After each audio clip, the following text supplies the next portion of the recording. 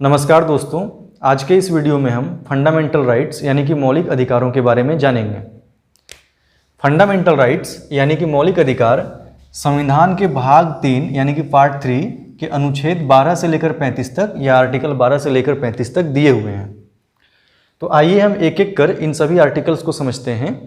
जब संविधान मूल रूप में लागू हुआ था यानी कि 26 जनवरी 1950 को, तो फंडामेंटल राइट्स 7 थे, लेकिन वर्ष 1978 में 44वां संविधान संशोधन किया गया और 44वें संविधान संशोधन के द्वारा संपत्ति का अधिकार यानी कि राइट टू प्रॉपर्टी को फंडामेंटल राइट्स से हटा दिया गया। इसलिए अब 6 ही फंडामेंटल राइट्स हैं। संपत्ति का अधिकार को उसी संविधान संशोधन के द्वारा अनुच्छेद 300 क में वैधानिक अधिकार के रूप में दिया गया है। संपत्ति का अधिकार या राइट टू प्रॉपर्टी मूल संविधान के अनुच्छेद 31 यानी कि आर्टिकल 31 और आर्टिकल 19F में दिया गया था, जिसके बारे में हम आगे बात करेंगे। संविधान का अनुच्छेद 12 यानी कि आर्टिकल 12 स्टेट को डिफाइन करता है यानी कि राज्य की परिभाषा देता है। इस परिभाषा के अनुसार राज्य का मतलब है भारत सरकार से, भारतीय संसद से, सभी राज्यों की राज्य सरकारों से, सभी राज्यों के विधानमंडलों से तथा भारत सरकार और सभी राज्य सरकारों के अंतर्गत आने वाले सभी विभागों, निकायों और निगमों से। अनुच्छेद 13 या आर्टिकल 13 जिसका हेडिंग है मूल अधिकारों से असंगत या उनका अल्पीकरण करने वाली विधियां, लॉज इनकंसिस्टेंट विद और in derogation of the fundamental rights. इस आर्टिकल में ये कहा गया है कि वैसे सभी लॉज जो इस संविधान के लागू होने से पहले भारत में लागू थे या इस संविधान के लागू होने के बाद भारत राज्य में लागू किए जाएंगे, अगर वो फंडामेंटल राइट्स का उल्लंघन करते हैं तो जितनी मात्रा में वो फंडामेंटल राइट्स का उल्लंघन करते हैं उतनी मात्रा में वो शून्य हो जाएगा। यानी कि जो भाग फंडामेंटल राइट्स का उल्लंघन करता है वो भाग शून्य हो जाएगा। इसमें प्रॉब्लम ये हुआ कि जब लैंड एक्विजिशन और बैंक नेशनलाइजेशन जैसे इशू आए तो लोग यह कहकर सुप्रीम कोर्ट गए कि ये हमारे फंडामेंटल राइट्स के अगेंस्ट है, यानी कि फंडामेंटल राइट्स का वायोलेशन है, उल्लंघन है। और सरकार जो है वो संविधान संशोधन करके भी हमसे ये फंडामेंटल राइट छीन नहीं सकती है या उसको कम नहीं कर सकती है। तो सरकार ने इसका सॉल्यूशन निकालते हुए 24वां संविधान संशोधन किया जब इंदिरा गांधी प्रधानमंत्री थी 1971 में, और संविधान के इस आर्टिकल 13 में ये लिखवा दिया गया कि अगर संविधान का संशोधन आर्टिकल 368, हम जानते हैं कि हमारे संविधान के संशोधन की प्रक्रिया हमारे संविधान के अनुच्छेद 368 या आर्टिकल 368 में दिया हुआ है। तो इस आर्टिकल में ही ये लिखवा दिया गया कि अगर कोई भी संशोधन आर्टिकल 368 के माध्यम से किया जाता है तो उस संशोधन पर इस पूरे आर्टिकल का कोई भी बात लागू नहीं होगा। यानी कि अगर वो फंडामेंटल राइट्स का वायोलेशन भी करता है तो भी उस पर ये लागू नहीं होगा, ये अनुच्छेद लागू नहीं होगा। हालांकि सुप्रीम कोर्ट ने ये कहा बाद में कि अगर कोई भी कानून संविधान के बेसिक स्ट्रक्चर का उल्लंघन करता है तो सुप्रीम कोर्ट जो है उसको इस आधार पर खारिज कर सकती है कि वो संविधान का बेसिक स्ट्रक्चर का उल्लंघन कर रहा है। आर्टिकल 14 से लेकर आर्टिकल 18 तक समता का अधिकार या राइट टू इक्वलिटी के बारे में दिया गया है। अनुच्छेद 14 यानी कि आर्टिकल 14 कहता है विधि के समक्ष समानता यानी कि equality before law and equal protection of law. यह अनुच्छेद यह कहता है कि विधि के नज़र में या कानून के नज़र में सभी भारतीय नागरिक समान हैं और सभी भारतीय नागरिकों को यहाँ का जो भी कानून है वो बराबर रूप से संरक्षण देगा या बराबर रूप से संरक्षित करेगा। फिर आता है आर्टिकल 15। आर्टिकल 15 कहता है धर्म, मूलवंश, जाति, लिंग या जन्म स्थान के आधार पर विभेद का प्रतिषेध, यानी कि prohibition of discrimination on grounds of religion, race, caste, sex और प्लेस ऑफ बर्थ। यह अनुच्छेद कहता है कि धर्म, जाति, लिंग, मूलवंश या जन्म स्थान के आधार पर किसी के साथ कोई भेदभाव या कोई डिस्क्रिमिनेशन नहीं होगा। आपने आर्टिकल 15 मूवी शायद देखा होगा जो इसी मुद्दे पे बनाया गया है। हालांकि हमारे संविधान को लागू हुए 70 वर्ष से भी अधिक समय हो चुके हैं, इसके बाद भी जाति, लिंग, धर्म, मूलवंश यानी कि रेस के आधार पर भेदभाव जो है वो कहीं ना कहीं है। हम अक्सर सुनते रहते हैं काले और गोरे के बीच का भेद, कि काला ऐसे खराब होता है, गोरा ऐसे अच्छा होता है। हम ये सुनते रहते हैं कि किसी खास जाति विशेष के व्यक्ति को सिर्फ इसलिए बारात में या शादी में घोड़ा चढ़ने नहीं दिया गया क्योंकि वो उस जाति विशेष से है। हम ये सुनते रहते हैं कि लड़कों को और लड़कियों को ये अलग अलग काम करने चाहिए क्योंकि लड़कियां ऐसा नहीं कर सकती या लड़कियां वैसा नहीं कर सकती। तो ये स्थिति आज भी नहीं सुधरी है समाज में, लेकिन हमारा संविधान जो है वो इसको प्रोहिबिट करता है, वो इसको प्रतिषेध करता है, वो इसको मना करता है। इस अनुच्छेद में कई संशोधन किए गए हैं। दरअसल हुआ यूँ कि जब कुछ वर्ग विशेष के लोगों को नौकरियों में और कॉलेजों के एडमिशन्स में आरक्षण दिया गया तो कुछ लोग इस आधार पर सुप्रीम कोर्ट चले गए कि ये हमारे साथ जातिगत भेदभाव किया जा रहा है। तो इसलिए जब पहली बार संविधान में संशोधन किया गया था 1951 में, यानी कि कॉन्स्टिट्यूशन के फर्स्ट अमेंडमेंट में, तो उस वक्त अनुच्छेद 15 में एक क्लॉज जोड़ दिया गया और ये लिख दिया गया कि राज्य को अगर लगता है कि कोई भी वर्ग शैक्षणिक और सामाजिक रूप से पिछड़ा हुआ है या शेड्यूल्ड कास्ट यानी कि अनुसूचित जाति और शेड्यूल्ड ट्राइब यानी कि अनुसूचित जनजाति के उन्नति के लिए कुछ विशेष प्रावधान किए जाने हैं तो वो किया जा सकेगा और इस अनुच्छेद का कोई भी बात उस पर लागू नहीं होगा। फिर 93rd अमेंडमेंट किया गया 2005 में और इसमें ये कहा गया कि राज्य सरकार अगर चाहे तो प्राइवेट इंस्टीट्यूशन में भी एडमिशन में आरक्षण जो है वो दिया जा सकता है, भले ही उसको सरकार द्वारा कोई वित्तीय सहायता मिलती हो या नहीं मिलती हो। इस अनुच्छेद में एक बार फिर से संशोधन किया गया 103वें संविधान संशोधन 2019 में, जब आर्थिक रूप से पिछड़े लोगों को यानी कि EWS कैटेगरी के लिए 10% रिजर्वेशन का प्रावधान किया गया तो एक बार फिर से इस अनुच्छेद को संशोधित किया गया। फिर आता है अनुच्छेद 16। अनुच्छेद 16 कहता है लोक नियोजन के विषय में अवसर की समानता यानी कि equality of opportunities in the matters of public employment, यानी कि सीधी सी शब्दों में कहें तो सरकारी नौकरियों में इक्वल अपॉर्चुनिटी। हालांकि इसके 16(4) में यह स्पष्ट रूप से लिखा हुआ है कि राज्य को अगर लगता है कि किसी वर्ग विशेष के लिए या किसी वर्ग विशेष का उचित प्रतिनिधित्व जो है वो सरकारी नौकरियों में नहीं है तो उस वर्ग विशेष को रिजर्वेशन दिया जा सकता है या उसके लिए स्पेशल प्रोविज़न किया जा सकता है। और इसी 16(4) के आधार पर SC कैटेगरीज के लिए, ST कैटेगरीज के लिए, OBC के लिए और अब EWS के लिए रिजर्वेशन का प्रोविज़न किया गया है। फिर आता है अनुच्छेद 17। अनुच्छेद 17 में कहा गया है कि अबोलिशन ऑफ अनटचेबिलिटी यानी कि अस्पृश्यता का अंत। पहले जो है हमारे समाज में एक बहुत ही बुरा या कहें बहुत ही खराब प्रचलन मौजूद था कि कुछ लोगों को अछूत माना जाता था, कुछ लोगों को लोग टच नहीं करना चाहते थे। इस अनुच्छेद में ये कहा गया है कि अगर कोई अनटचेबिलिटी प्रैक्टिस करता है तो उसको लॉ के अनुसार दंडनीय अपराध या पनिशेबल ऑफेंस माना जाएगा। फिर है अनुच्छेद 18। इस अनुच्छेद में उपाधियों का अंत किया गया, अबोलिशन ऑफ टाइटल्स। दरअसल अंग्रेजों की जब सरकार थी भारत में तो उस वक्त बहुत सारे उपाधि दिए जाते थे।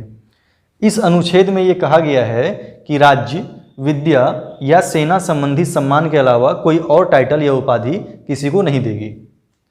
अब बात करते हैं राइट टू फ्रीडम यानी कि स्वतंत्रता का अधिकार के बारे में। ये हमारे संविधान के अनुच्छेद 19 से 22 तक में दिया हुआ है।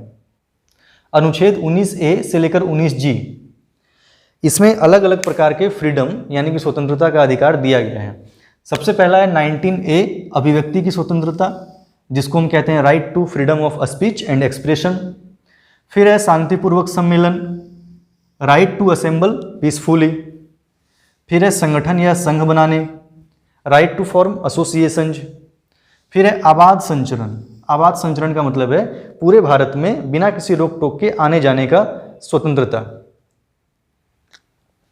निवास और बस जाने का, यानी कि पूरे भारत में कहीं पर भी कोई भी भारतीय नागरिक निवास कर सकता है या वहां बस सकता है।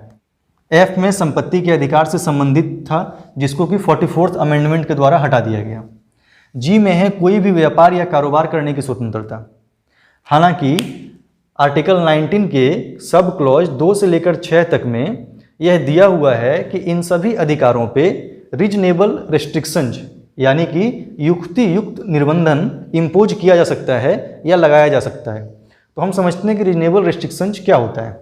जैसे कि हमें right to freedom of speech and expression का अधिकार प्राप्त है, लेकिन हम कोई ऐसी बात नहीं कह सकते जिससे किसी और के डिग्निटी को, जिससे किसी और के गरिमा को या हमारे देश के विदेशी संबंध को, फॉरेन रिलेशंस को नुकसान हो।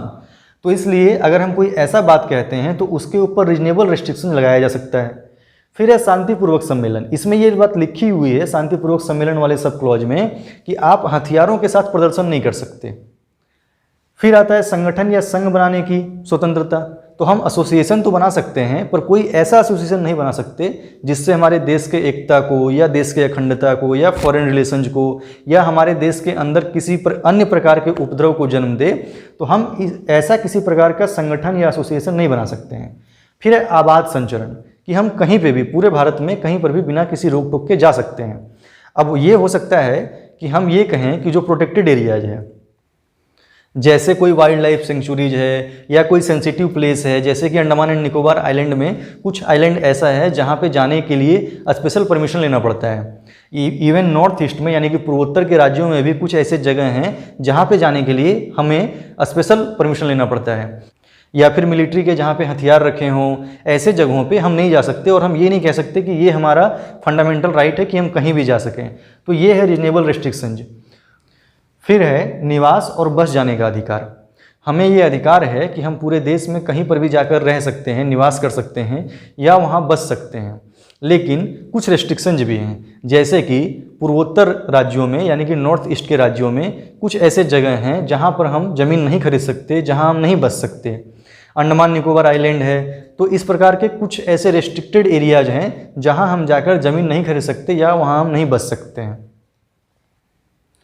फिर है कोई भी व्यापार या कारोबार करने की स्वतंत्रता।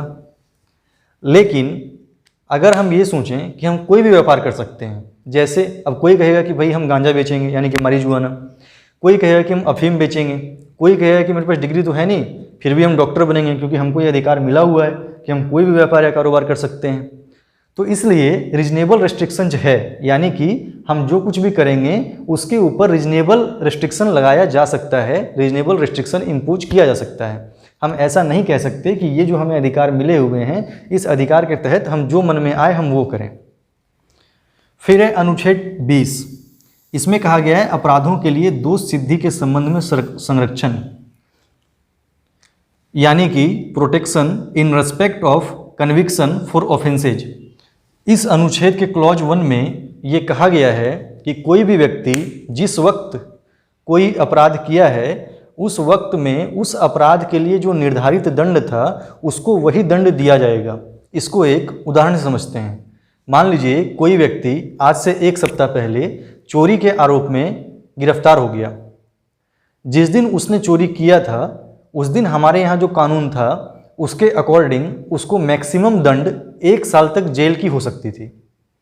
लेकिन 1 सप्ताह के बाद सरकार ने या विधायिका ने एक नया कानून लाया और अब चोरी का दंड, अधिकतम दंड 7 वर्ष तक जेल की सज़ा हो सकती है। तो चूंकि उस व्यक्ति ने जब ये अपराध किया था उस वक्त जो दंड का प्रावधान था, जो प्रोविज़न था पनिशमेंट का, वो सिर्फ 1 वर्ष तक जेल का था। तो इसलिए उस व्यक्ति को सिर्फ 1 वर्ष तक जेल की ही सज़ा हो सकती है। यानी कि हम कोई नया कानून लाकर किसी अपराधी को रेट्रोस्पेक्टिवली पनिशमेंट नहीं दे सकते हैं। यानी कि हम आज कोई नया कानून बना दें और फिर वो इस आज के डेट से पहले किए गए अपराध के लिए लागू हो, ऐसा नहीं हो सकता है। ये हमारा 21 कहता है। आर्टिकल 22 में कहा गया है कि किसी भी व्यक्ति को एक ही अपराध के लिए 1 से अधिक बार दंडित नहीं किया जा सकता है। और आर्टिकल 23 में कहा गया है कि किसी भी व्यक्ति को इस बात के लिए मजबूर नहीं किया जा सकता कि वो खुद अपने खिलाफ गवाह दे। अब है अनुच्छेद 21 या article 21, protection of life and personal liberty, यानी कि प्राण और दैहिक स्वतंत्रता का संरक्षण। इस आर्टिकल का स्कोप अब बहुत बड़ा हो गया है। समय समय पर सुप्रीम कोर्ट ने अलग अलग निर्णयों में अलग अलग अधिकारों को इसमें शामिल किया, जैसे कि right to privacy, right to clean water and air यानी कि साफ हवा और जल का अधिकार, right to education, right to shelter इत्यादि। अब इसमें बहुत सारे अधिकारों को जोड़ दिया गया है और अब इसका स्कोप बहुत बड़ा हो गया है। फिर आता है आर्टिकल 21A या अनुच्छेद 21 क। ये है राइट टू एजुकेशन यानी कि शिक्षा का अधिकार। इसको संविधान में 86th अमेंडमेंट के द्वारा जोड़ा गया था, जो कि 2002 में किया गया था। इसमें यह कहा गया है कि 6 वर्ष से लेकर 14 वर्ष तक के सभी बच्चों को मुफ्त और अनिवार्य शिक्षा दिया जाएगा। बाद में इसी अधिकार को लागू करने के उद्देश्य से राइट टू एजुकेशन एक एक्ट लाया गया 2009 में। फिर है अनुच्छेद 22, कुछ दशाओं में गिरफ्तारी और निरोध से संरक्षण, protection in matters of arrest and detention in certain cases. इस अनुच्छेद में ये बताया गया है कि किसी भी व्यक्ति को जब गिरफ्तार किया जाता है तो उसको 24 घंटे के अंदर मजिस्ट्रेट के सामने पेश करना होता है। फिर ये भी बताया गया है कि बिना कारण बताए किसी व्यक्ति को कस्टडी में नहीं रखा जा सकता। इस अनुच्छेद में प्रिवेंटिव डिटेंशन यानी कि निवारक निरोध के बारे में बताया गया है।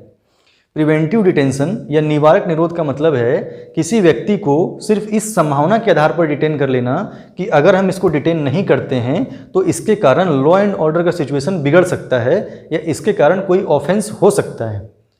तो इस आधार पर, इस संभावना के आधार पर किसी व्यक्ति को डिटेन कर लेना ही निवारक निरोध कहलाता है। आप सुने होंगे कि जम्मू कश्मीर से जब आर्टिकल 370 हटाया जाने वाला था, उससे पहले जम्मू कश्मीर के जितने भी मुख्य धारा के नेता थे उन सभी नेताओं को प्रिवेंटिव डिटेंशन में भेज दिया गया था। डिटेंशन और अरेस्ट में फ़र्क होता है। किसी व्यक्ति को अरेस्ट तब किया जाता है जब वह कोई अपराध कर दे, लेकिन डिटेन सिर्फ इस संभावना में किया जाता है कि अगर उसको डिटेन नहीं किया गया तो वह कोई अपराध में संलिप्त हो सकता है या कोई अपराध कर सकता है।